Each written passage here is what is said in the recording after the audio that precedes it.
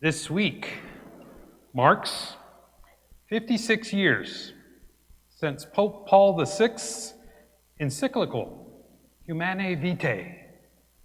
It shocked the world because it rejected the spirit of the age, the sexual revolution. The Pope gave the world a challenge, but also a gift. As you hear today's gentle, tough message, our loving Father speaks of purifying fire and divine mercy, not fire and brimstone. In Luke's Gospel, the disciple told Jesus to teach them to pray. And he said, when you pray, say, and he teaches them the Our Father prayer. The last line reads, do not subject us to the final test. Matthew's Gospel adds, but deliver us from the evil one. We are asking God to not allow us to enter into or yield to temptation. And he pours out his grace to do so when we forgive others, and then he forgives us. Our Father sets us up not to fail by giving divine assistance to lead a holy life. We can then meet things head on and persevere through continuous temptation and deceit in life by Satan. The tempter, the father of lies, tries to obstruct the Lord's plan. He wants us away from the Lord.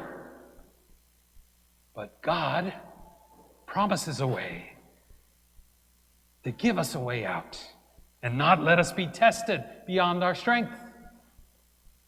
Ask if you are set up to not fail the daily tests and the final exam. Are you petitioning God daily for grace and to remain in the state of grace needed to recognize and resist temptation? When our strength fails, do we do what it takes to receive more of his divine grace to refresh and invigorate us in our trials? St. John of Avila said, God is strong enough to free you from everything and can do you more good than all the devils can do you harm. All that God decrees is that you confide in him, that you draw near to him, that you trust him, and distrust yourself. And so be helped. And with this help, you will defeat whatever hell brings against you. Never lose hold of this firm hope. Even if the demons are legion and all kinds of severe temptations harass you, lean upon him. Because if the Lord is not your support and your strength, then you will fall. Ask if you are firmly resolved, like the gospel says, to seek and you will find. Knock and the door will be open to you, like the persistent visitor on the journey. Or you may be like the one in the story that says, to that visiting friend who comes to him at midnight, do not bother me. The door has already been locked. I cannot get up to give you anything. Whomever you are, seek out friends or new ones and be persistent if needing help. Or give what is needed to friends or those you come across. Then we see the fruits of our efforts on God's behalf. Look at how we have united and persevered to build and renovate the buildings that are needed for our growing parish family, to form all ages in faith, to strengthen our community and spiritual life, to serve the poor and honor and glorify God here. In Genesis, for the sake of the 50 down to the 10 innocents, we hear God telling persistent Abraham, I will spare the whole place for their sake. even though the sin there was so grave. He would not sweep away the innocent, make them die with the guilty. In our hometown and metro area, are we doing what it takes so that our actions are not like those that God went down to see for himself in Sodom and Gomorrah? Are we being God's instrument to others and being like persistent Abraham, who drew near to him, speaking up on their behalf to God? Are we showing, mentoring others, that God has been merciful to us and is a just judge to those who stay turned to him? Why do this? Because when man is his own God, he allows the innocent to be swept away with the guilty.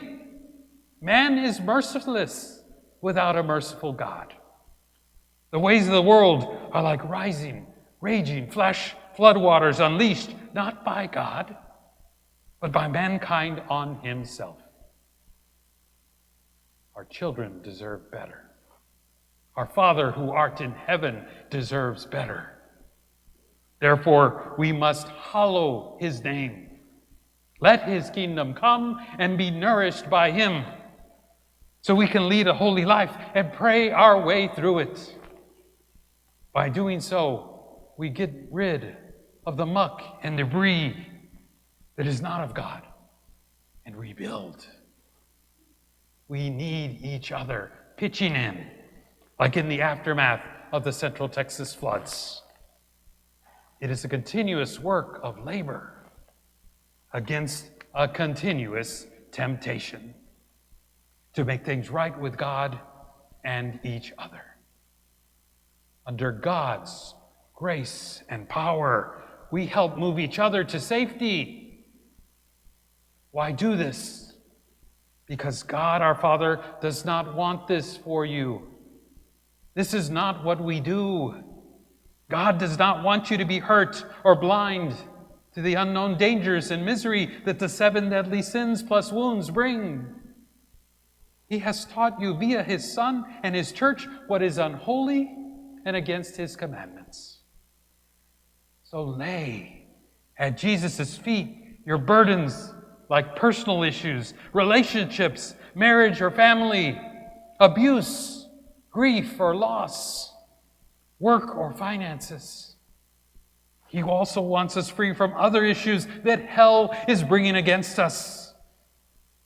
But nothing is impossible with God, like pornography, self-pleasure, premarital sex, adultery, divorce, contraception, IVF, abortion, gender and same-sex, and addictions. It also pains God that as much as 75% of couples before being married in the church in a covenant with him are cohabitating or sharing a room on trips. This is not the way he does things. This is the lost world's way. Some celebrate this on social media, basically saying, what is wrong is right for me and my happiness. It is easier and does not involve waiting, commitment, unconditional sacrifice, or chastity. The frog in a slowly boiling pot metaphor applies here. We can't feel things worsening because of the temperature slowly rising. But what is important to know, according to the John Paul II Healing Center, is disordered desires are rooted in underlying holy desires and unmet needs, and how they are tied to our false identities. And learning how to heal the underlying wounds of our hearts and engage productively in the battle of desires to find the true fulfillment of all desire. Come back to me with all your heart, says our merciful God. Come to my grace and remain. We may do this by the healing sacraments, Mass, pastoral care, and prayer and spiritual life. we are blessed. We are always carrying about in our body the dying of Jesus, so that the life of Jesus may also be manifested in our body. Our Father, lead us not into temptation, to not enter into or yield to it. And if so, we must be ready and willing to listen to you and obey. Plus honor our earthly father and mother's wisdom from you, even if adults. May we, as was said at the beginning of Mass, make time for a God-centered life. Less busy, hurried. May we not go by our human spirit and rationalize or excuse what we do or let the tempter misguide us to not turn to God's mercy. Only you, God, can undo what we have done. Break the chains that enslave us. The state of our world shows collectively how we are setting ourselves up to fail on our own, and how much more we need to rely on you, God, and each other in this community.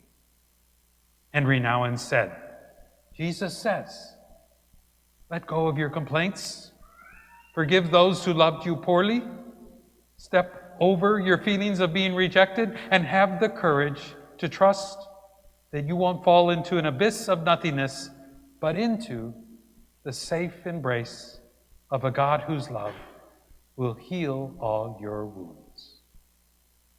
And like St. John Avila's quote earlier, we must lean upon him who delivers us from evil, because if the Lord is not our support and our strength, then we will continue to fall, for we do not know what we do. Pray to our Father as Jesus taught. Call for help, so purifying fire and mercy comes. Because on the other side of a wound is a gift. In the Father, and the Son, and of the Holy Spirit.